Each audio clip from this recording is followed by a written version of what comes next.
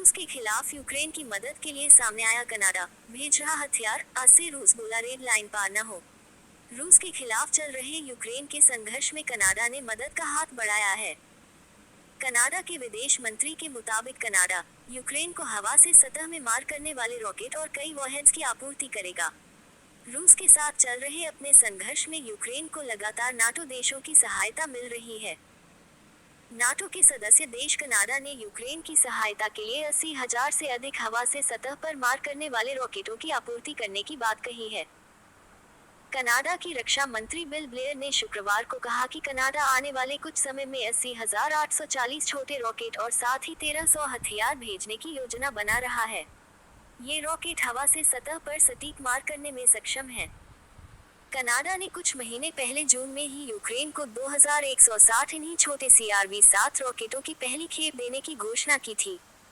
ये रॉकेट मुख्य रूप से इमारतों, टैंकों या सैनिकों पर हमला करने के लिए अलग अलग प्रकार से वॉरहेड लगाकर डिजाइन किए गए हैं। ब्लेयर ने कहा कि कनाडा इसके अलावा यूक्रेन को बख्तरबंद गाड़ियों की चेचस भी दान करेगा। इन गाड़ियों का उपयोग अब कनाडा का सुरक्षा बल नहीं करता है। कनाडा नाटो को सदस्य देश है और वह अन्य सदस्य देशों की तरह ही यूक्रेन की हर संभव मदद करने की कोशिश कर रहा है।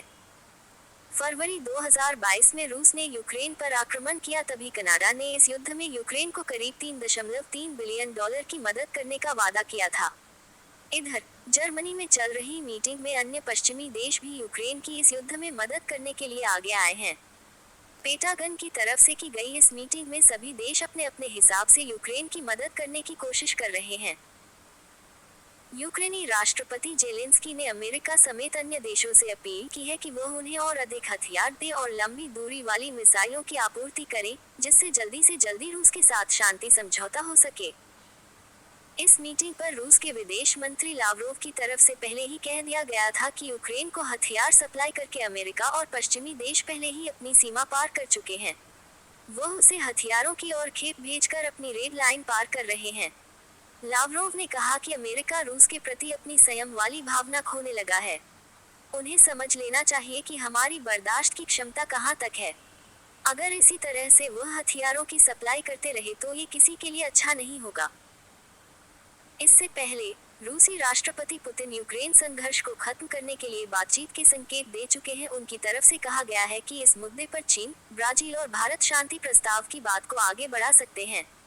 समाचार एजेंसी तास से बात करते हुए पुतिन ने कहा था कि हम अपने मित्रों का सम्मान करने हैं। उन्होंने कहा कि हमारे साझेदार देश ईमानदारी से इस मुद्दे को सुलझाना चाहते हैं। हम उनका स्वागत करते हैं और मैं उनसे इस मुद्दे को लेकर हमेशा उनके संपर्क में रहता हूं।